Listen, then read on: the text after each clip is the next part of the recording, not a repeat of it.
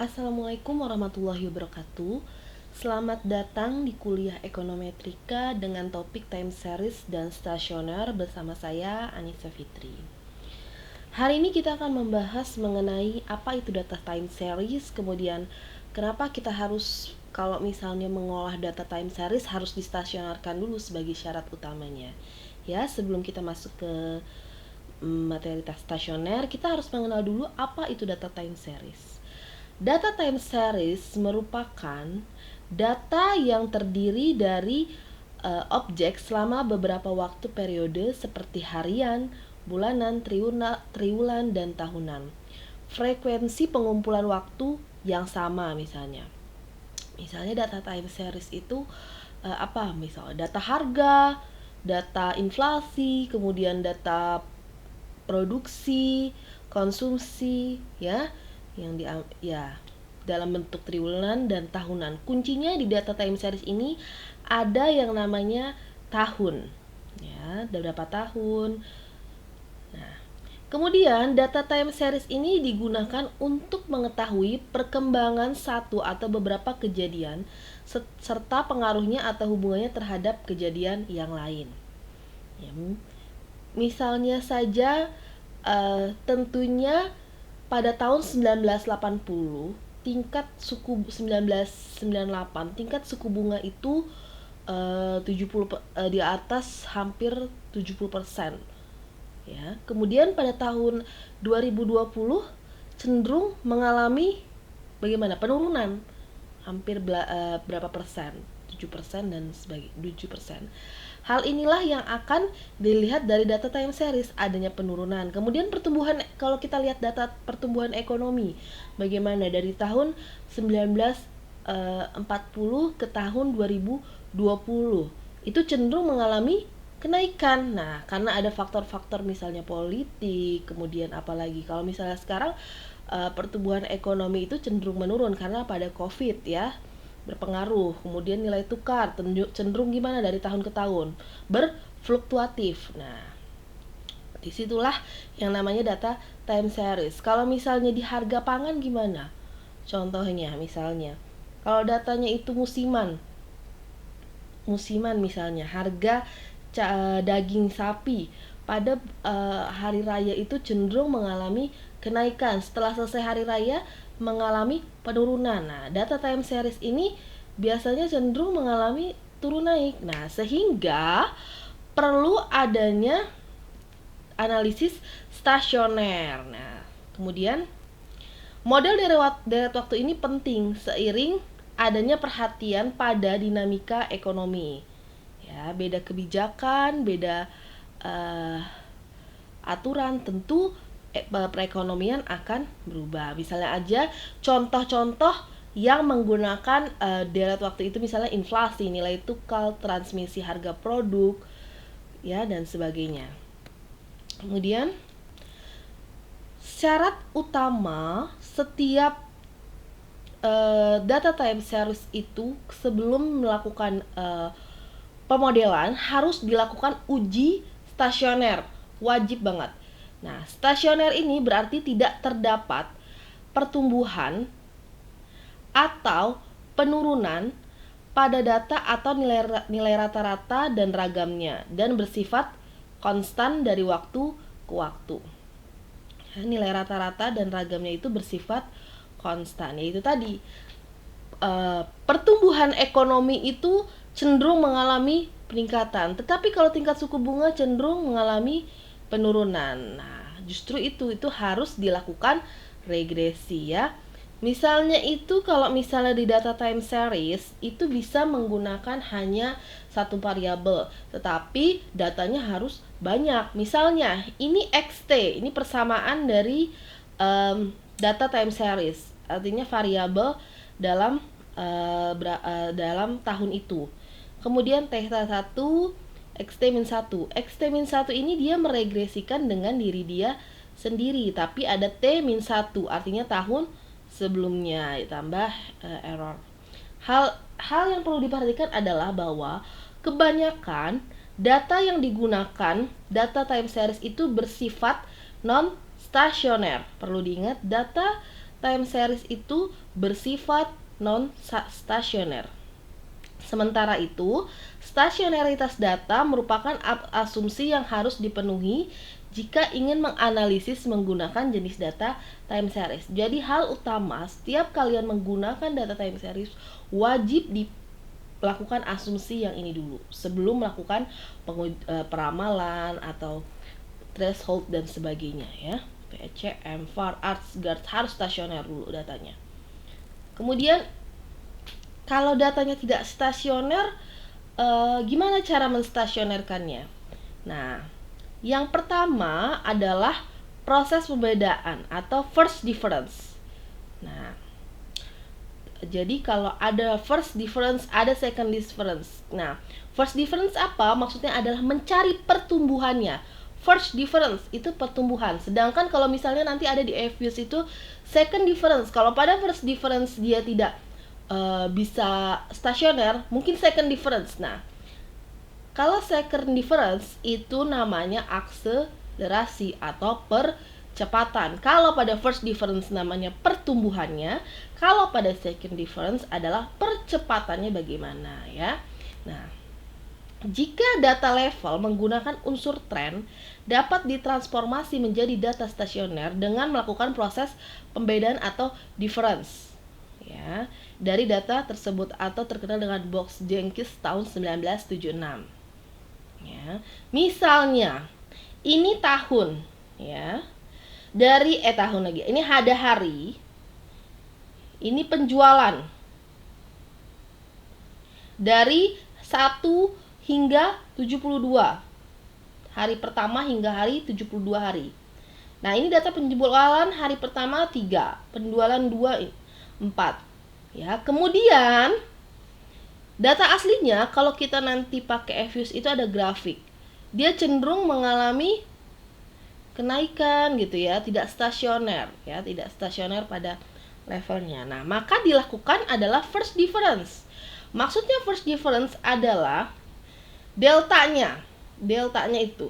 Jadi misalnya 4 dikurang sama 3 min 1, 5 dikurang sama 4 1, dikurang yang atasnya itulah first difference ya. Dia biasanya pada first difference itu udah stasioner. Cuma kalau ada beberapa data yang sampai second difference, tapi biasanya jarang ya.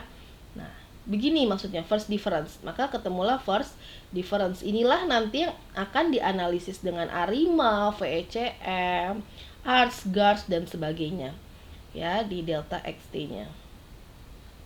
Oke. Nanti grafiknya seperti ini.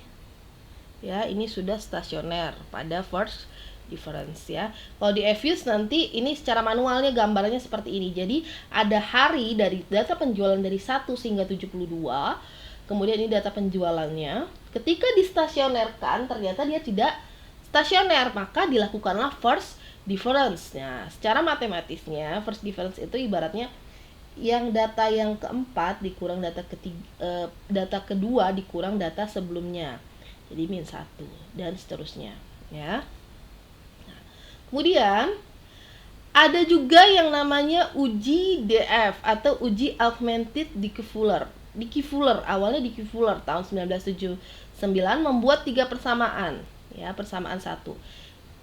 Variabel ini diregresikan dengan variabel ini. X-1 itu maksudnya apa? Variabel tahun sebelumnya, berarti variabel yang ini maksudnya.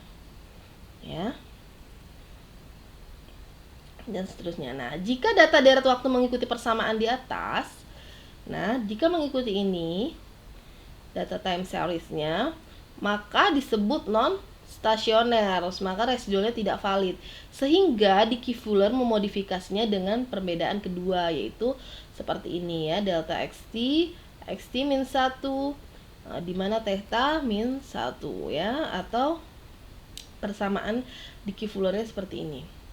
First difference, second difference ya. Pengujian theta 1 sama dengan menguji theta 0. Inilah yang disebut uji DF ya. Untuk memperkuat persamaan 9 dapat ditambahkan dengan lag atau delta xt atau delta xt min 1. Nah, Inilah yang disebut sebagai uji augmented decay Fuller. Untuk AR yang lebih tinggi, P kecil akan menyebabkan bias tinggi dan P besar kekuatannya uji menurun. Ini secara matematiknya ya. Kalau misalnya di software gimana? Nah, jadi pertama kali ketika kalian membuka software Evios, di input dulu datanya, kemudian cek dulu grafiknya gimana. Kalau ini data harga, ini cenderung tidak stasioner ya. Tetapi kan kita nggak tahu nih pada level berapa dia stasioner atau enggak, datanya belum terlihat, hanya grafik aja turun naik ya. Yang jelas ini tidak stasioner. Nah, kemudian langkah-langkah yang dilakukan apa? Yang pertama itu view, grab, and line nanti di Evios-nya ya. Kemudian setelah itu kalau misalnya pakai grafik aja nggak bisa ngelihat angkanya, kita harus melihat dengan angka misalnya dengan data augmented decay Fuller. Nah, ketika dikeluarkan langkahnya view, unit rod test type, augmented decay Fuller, test unit rod level, pada level dulu ya pertama, jangan dirubah-rubah. Include test equation, kemudian include in test equationnya isi intercept. Ya, pada test unit rod isi level. Kemudian pada test type isi augmented decay Fuller ya. Kemudian keluar hasil. Hasilnya seperti ini. Data tidak stasioner karena T statistik 1,724. Ini, data ini 1,724 ya. Lebih kecil dari yang ini. Yang 3 ini. Nah, sehingga dia tidak stasioner. Selain itu, nilai probabilitasnya lebih kecil dari lebih besar dari 0,05 sehingga data ini tidak stasioner ya. Kalau mau lihat angkanya, kalau mau lihat grafiknya seperti ini. Kemudian cara selanjutnya adalah distasionerkan dengan gimana? Langkahnya itu view, unit rod, test type, augmented decay Fuller, test unit rod, first difference. Harus first difference dulu, jangan langsung ke second difference. Jadi kita mau lihat pertumbuhannya dulu gimana. Kemudian include in test equation, kemudian intercept. Nah, kemudian keluar hasilnya sama seperti tadi. Datanya udah stasioner karena data yang ini minus 12,73 lebih besar dari yang ini. Ya, dan probabilitasnya itu lebih kecil dari 0,5. Nah, sehingga data ini stasioner ya pada first difference. Oke. Selanjutnya nanti hari ini kita akan mencoba data yang saya berikan apakah stasioner atau tidak. Kalau tidak stasioner, Anda bisa melakukan percobaan ini. Nah, selanjutnya untuk tugasnya, setelah Anda mencoba mengerjakan, kalian bisa mencari data itu bisa di BPS dan di Pusat Informasi Harga Pangan Strategis Nasional. Caranya, ini tabel harga. Kalau ini produsen biasanya petani. Nah, pedagang besar, pasar modern, terserah kalian mau carinya yang mana aja. Ya, saya ambil contoh misalnya pas berdasarkan daerah. Ya, ini contoh aja. Nah, kemudian di sini pilih tipe laporannya mau data harian atau data bulanan. Kalau misalnya time series itu semakin banyak data, biasanya semakin bagus. Misal kalau saya contohnya harian, kalau kalian mau ambil mingguan, bulanan boleh. Ya. Kemudian pilih misalnya dari 22 sampai 22 dari bulan, misalnya aja dari Januari ya. Boleh kalau misalnya lebih dari Januari, boleh banget. Januari 2019 sampai 29 April misalnya. Nah, kemudian lihat laporan. Misalnya ini Sumatera. Ya, ini. Kemudian misalnya fokuskan aja daging ayam misalnya. Pilih satu komoditi.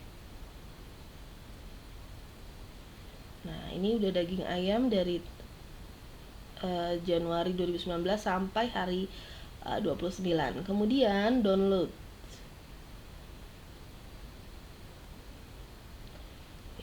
Setelah itu buka Excelnya.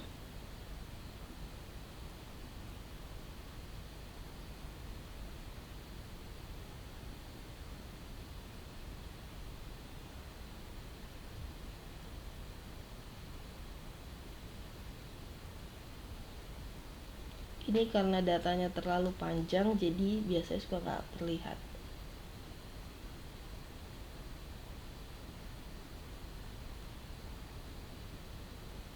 Misal sampai Desember 2019. Kita coba ya.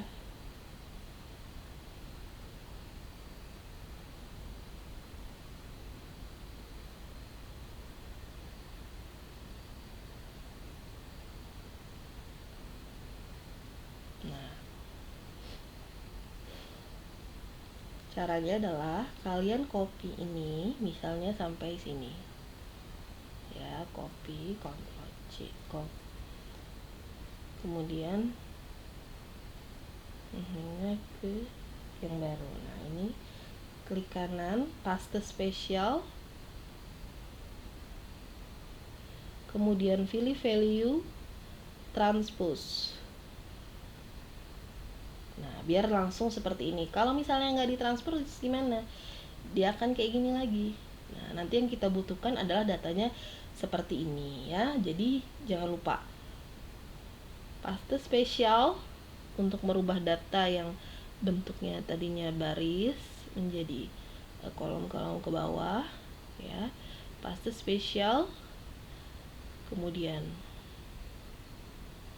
biar lebih cepat karena data yang kita butuhkan banyak kayak cuman 30 transpose.